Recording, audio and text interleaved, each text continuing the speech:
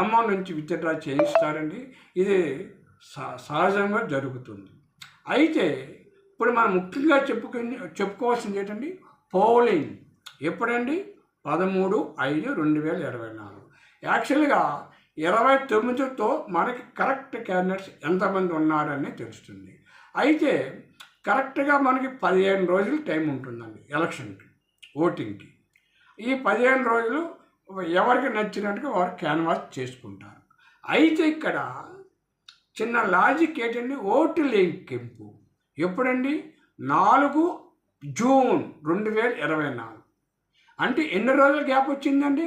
అది అక్కడ 18 రోజులు, ఇది 4, 22 రోజుల గ్యాప్ ఇవ్వవలసిన పరిస్థితి ఏమిటి? ఎందుకు ఇచ్చారు? ఎలక్షన్ అయిన 1 or 2 days అవన్నీ రావాలి కానీ తీసుకొని నెక్స్ట్ చెయ్యాలి. గతంలో కూడా కొన్ని అటు చేశారు.